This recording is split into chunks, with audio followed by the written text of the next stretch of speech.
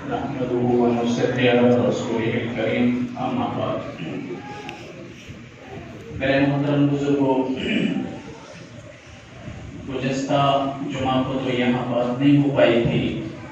اس سے پہلے آپ سے جو مضمون چل رہا تھا، اسی مضمون کو مکمل کرنے کے لیے میں آپ کو دو چار باتیں پیش کرتا ہوں۔ ابھی ہم نے نماز پڑھی، نماز کے وقت تکبیر تحریمہ کر کے ہاتھ باندھے۔ اللہ کے نبی نے فرمایا کہ ایمان والا بندہ جب نماز کے لیے کھڑا ہوتا ہے اور وہ اپنے ہاتھ کو باندھتا ہے، اللہ تبارک و تعالی نماز کی حالت میں اس کے لیے جنت کو کھول دیتا ہے، اور جنت کھلی رہتی ہیں یہاں تک کہ آپ نے فرمایا جنت کے حور کہ جس کے ساتھ اللہ اس کا نکاح کرے گا، وہ حور اس کی طرف دیکھتی رہتی ہیں اور اس کی طرف متوجہ رہتی ہیں یہاں تک کہ وہ سلام پھیرے اور سلام پھیر کر کے نماز سے فارغ ہو جائے۔ ہر نماز کے اندر، چاہے نفل ہو، چاہے فرض ہو، چاہے سنت موقدہ ہو، جو بھی نماز ہو، اللہ تبارک و تعالیٰ اس پر یہ بندے کو انعام دیتا ہے۔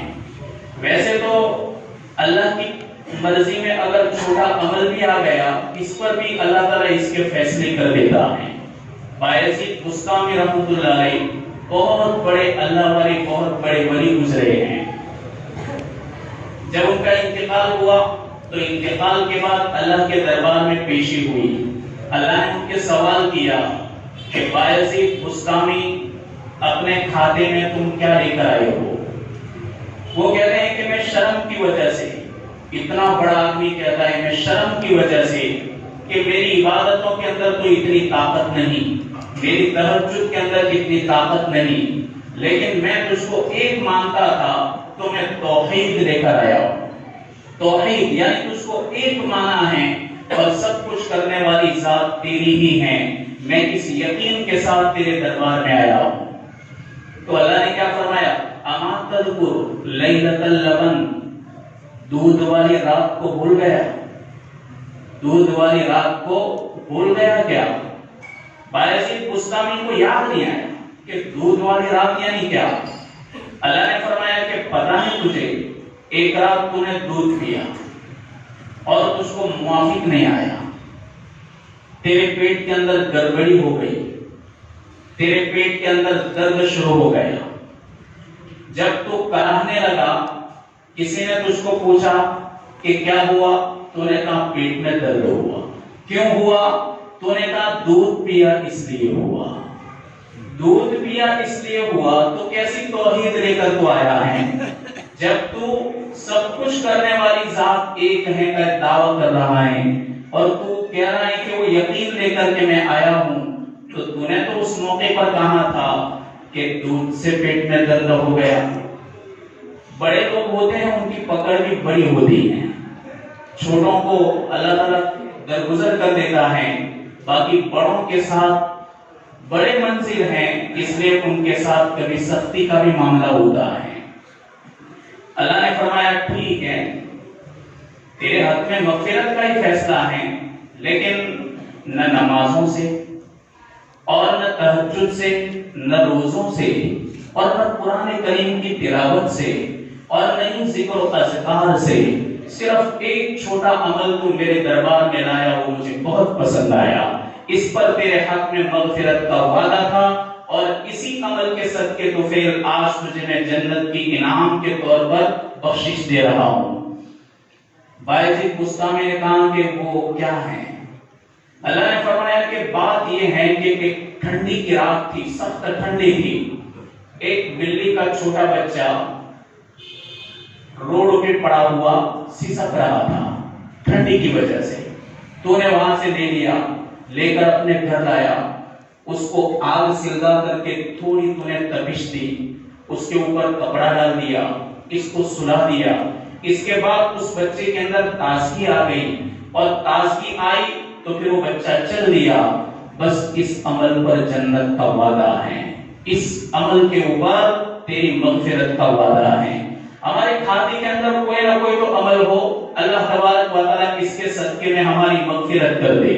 کتنا بڑا آدمی باعزید بستامی، وہ راستے سے گزر رہے تھے، جوانیوں کی ایک ٹیم ڈھول بجا رہی تھی، ایک جوانیہ تھا وہ بہت زور سے ڈھول بجا رہا تھا، انہوں نے دیکھ کر کہا لا حول ولا قوت الا باللہ، مسلمان ہو کر اندھیرے میں اس لڑکے نے نہیں پہچانا، وہ ڈھول اٹھایا اور سیدھا ان کے سر پر پھینکا، وہ تو مدہوش تھے سب اور وہ پی کر کے چکرا رہے تھے، اس لیے انہیں پتہ ہی نہیں تھا کہ سامنے کون آ رہا ہے، ڈھول ڈالا سیدھا سر پر زخم آیا اور بلڈ نکلا، ڈھول ٹوٹ گیا، انہوں نے کچھ بھی نہیں کہا، وہ سیدھے اپنے گھر گئے اور مرہم پٹی کی، اس کے بعد پھر اپنے خادم کو بلایا، کہا کہ یہ ڈھول ٹوٹا ہوا میں لے کر آیا ہوں، اس کی قیمت کیا ہے؟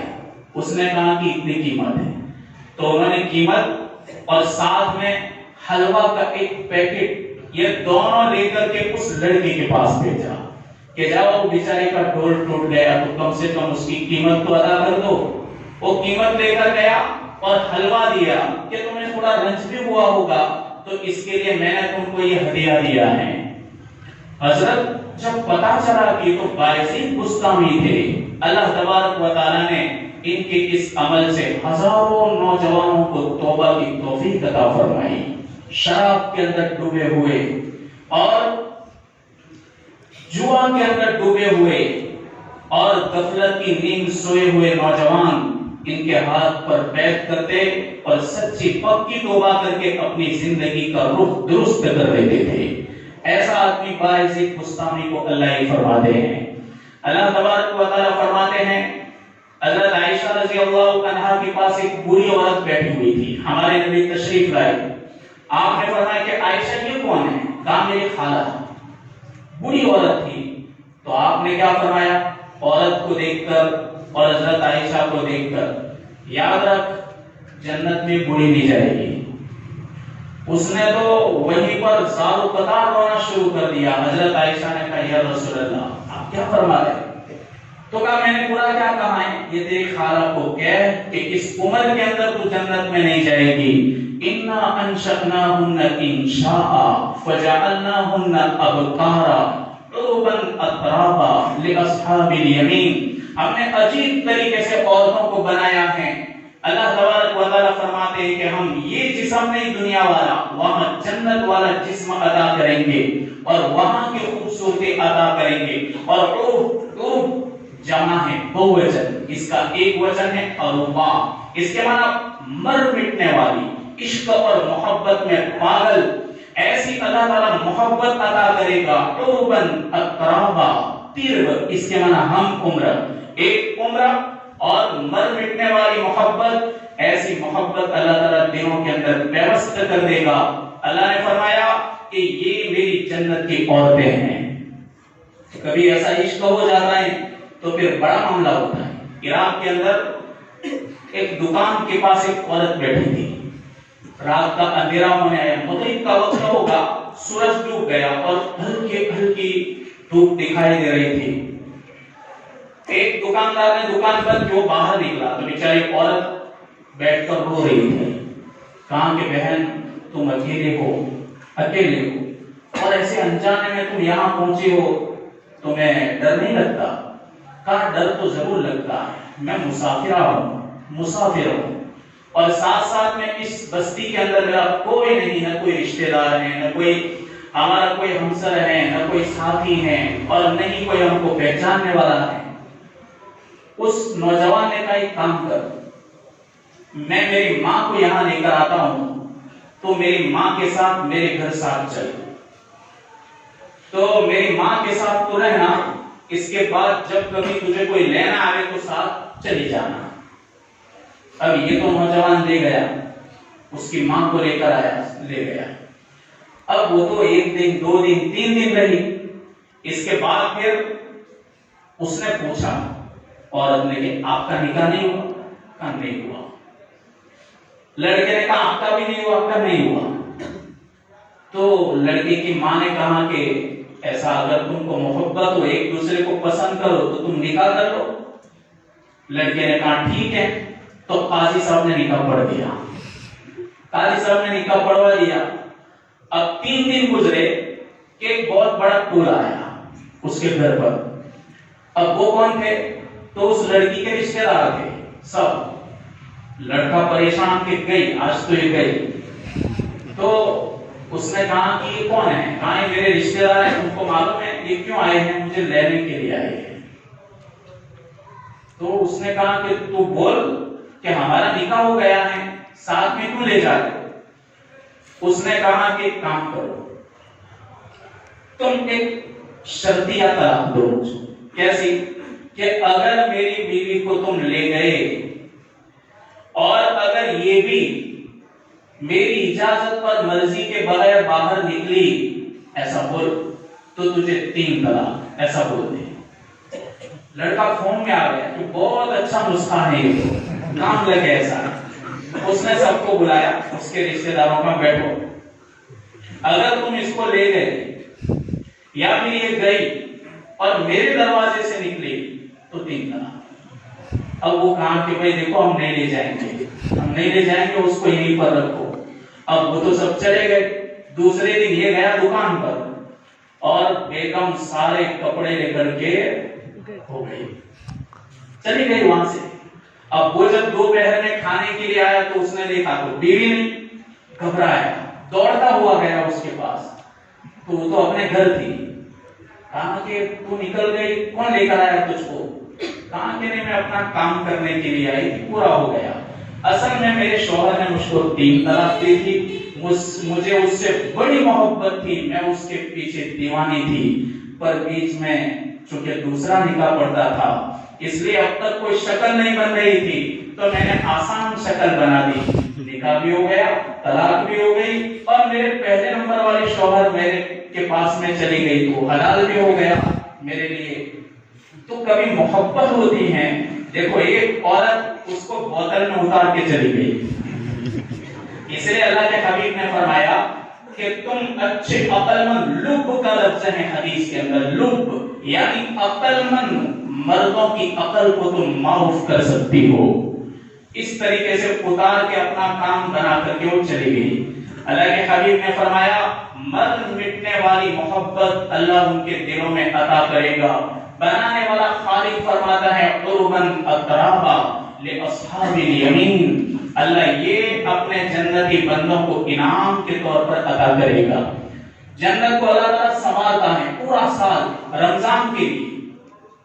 جب رمضان کی پہلی رات آتی ہے تو جنت میں ایک ہوا چلتی ہے جس کا نام ہے مسیرہ. وہ ہوا چلتی ہے. جب یہ ہوا چلتی ہے تو ہلکی ہلکی ہوا ہوتی ہے جو جنت کے دروازوں پر لگتی ہیں، جنت کے درختوں کے پتوں کے اوپر لگتی ہیں. ایک بہترین آواز پیدا ہوتی ہے. جنت کے اندر یہ آواز ایسی ہوگی کہ سننے والے نے آج تک ایسی بھینی آواز کو نہیں سنا. ایسی آواز پیدا ہوگی. پھر اس میں ایک حور نکلتی ہیں، حور عین، وہ باہر نکلتی ہیں اور کیا کہتی ہیں کہ کیا کوئی ہے کہ مجھ سے شادی کرنے کے لیے پیغام بھیجے. اب پیغام تو کہاں بھیجوں گے، ہم کہاں بھیج سکتے ہیں پیغام؟ اگر چھوٹا لڑکا ہو تو کیا کہتا ہے بھائی لڑکی کا پیغام باپ کے پاس جاؤ، دادی کے گھر جاؤ، نانی کے گھر جاؤ، تو پیغام والوں کو وہاں روانہ کرتے ہیں. اب یہاں کہاں روانہ ہونا ہے؟ اللہ کے پاس. اللہ کے پاس پیغام لے کر جانا پڑے گا کہ وہ جو جنت کے اندر رمضان کی پہلی رات میں جو حور اعلان کرتی ہیں اس حور کا پیغام میں دینا چاہتا ہوں. تو پیغام کس طرح دینا ہے؟ پیغام یہی دینا ہے کہ ہم اللہ کے فرما بردار بن جائے. جو بندہ اللہ کا فرما بردار بنے گا تو یہ پیغام پہنچ گیا. جیسے پیغام پہنچا اللہ تبارک و تعالی کسی پیغام پر ہم کو قیامت کے دن ان سے بیاہ کرے گا، اللہ ان سے نکاح کر دے گا. جنت کے اندر ایک عورت ہے، اللہ کے حبیب نے فرمایا کہ اس کا نام ہے لیبا. وہ ایسے حور اللہ نے بنائی کہ جنت کے پورے اس پر عاشق ہیں اور جنت کے پورے اس پر فدا ہیں. کبھی تو اس کے کندھے کے اوپر ہاتھ مار کر وہ کہتی ہیں کہ مبارک ہو تیری جوانی اور مبارک ہو تجھ کو تیرا حسن، کہ اگر تیرے چاہنے والے جان لے کہ تیرا حسن اللہ نے کیا بنایا ہے تو وہ کبھی بھی مسجد سے باہر نہ نکلے اور کبھی بھی کوئی گناہ کا ارتکاب نہ کرے، ہمیشہ وہ تیری فرما برداری کرے، اللہ تبارک و تعالیٰ کی فرما برداری کرے۔ اس پر اللہ کے حبیب نے فرمایا کہ اطلبوا الجنت جہدکم واہربوا من النار جہدکم، کہ تم اپنی کوشش سے جنت کو طلب کرو اور اپنی کوشش سے جہنم سے بچنے کی فکر کرو۔ اللہ تبارک و تعالیٰ نے اور بھی عالی شان اللہ کی بنائی ہوئی جنت کے اندر انعام ہمارے لیے رکھے ہیں، جو انشاءاللہ موقع پر آتا رہے گا۔ اللہ تبارک و تعالیٰ موت سے پہلے موت کی تیاری کرنے کی ہمیں توفیق عطا فرمائے اور اس کی مرضی والی زندگی عطا فرمائے، نفسانی خواہشات اور نفس پرستی والی زندگی سے ہماری حفاظت فرمائے۔ مقامی مدرسہ ہمارا مدرسہ زکریا مسجد کے وہاں پر ہے، وہاں سے پہنچے ان کا کوئی 13 روپے کا خرچہ ہے، اور آپ کو پتا ہے کہ کسی بھی مدرسے کا چندہ رمضان کے اندر نہیں ہوا تھا، اس لیے میرے بھائیو اپنی وسعت کے مطابق جتنے بھی ہو سکے مدد کریں، اللہ تعالیٰ اس کو بھی جنت کے اندر ایک ذریعہ بنائے۔